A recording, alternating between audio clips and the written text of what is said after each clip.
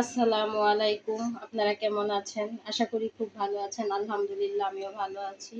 তো আজকে আপনাদের মাঝে আরেকটা নতুন রেসিপি নিয়ে আসলাম। সেটা আমি শেয়ার করব।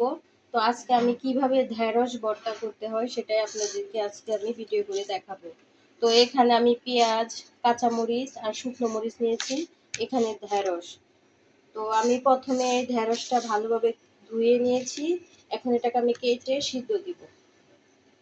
এই যে আমি ঢেঁড়সটা কেটে নিচ্ছি, কেটে আমি সিদ্ধ করে নেব।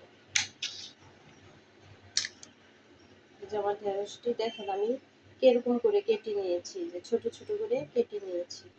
তো আমার কাটা হয়ে গেলে আমি এগুলো সিদ্ধ করব। এই যে আমি কেটে নিলাম, এগুলো ছোট ছোট করে কেটে এখন আমি সিদ্ধ করে নেব।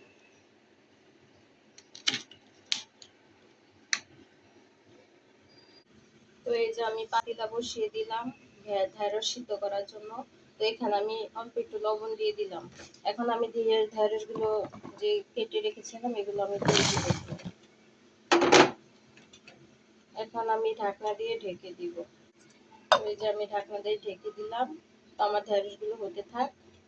তো এদিকে আমি এই যে কড়াই বসিয়ে দিলাম। এখন আমি সরিষার তেল দিয়ে দিলাম।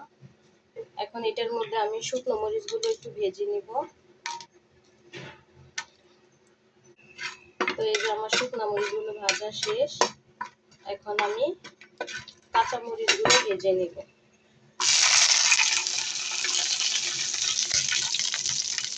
এই যে আমি কাঁচা মরিচগুলো ভেজে নিচ্ছি। তো এই যে আমার কাঁচা মরিচগুলো ভাজা হয়ে গেছে। এখন আমি এই যে কেটে রেখেছিলাম পেঁয়াজগুলো ভেজে নেব।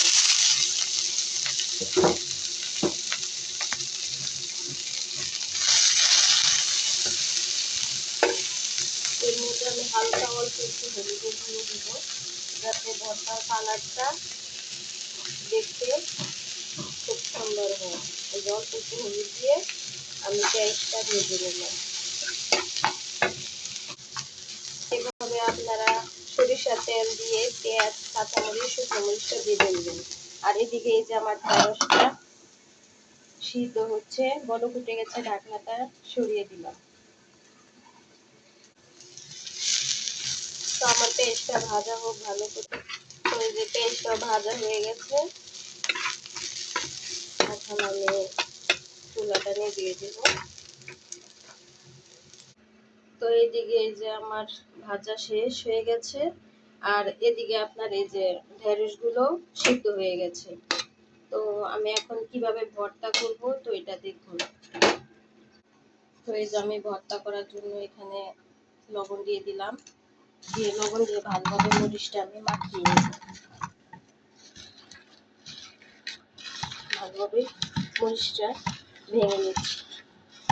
এখন নিয়ে নেব শুকনো মরিচগুলো।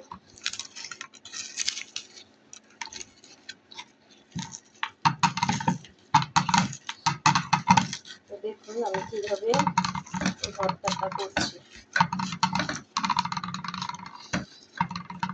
এখন আমি পেঁয়াজটা ভালোভাবে শুকনো মরিচ, কাঁচা মরিচের সাথে ভেঙে নেব।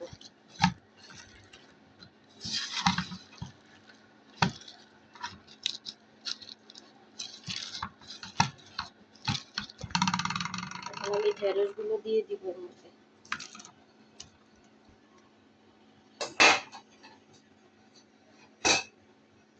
আমি ঢেঁড়সগুলো দিয়ে দিলাম। দিয়ে দেখুন কিভাবে ভর্তাটা করছি।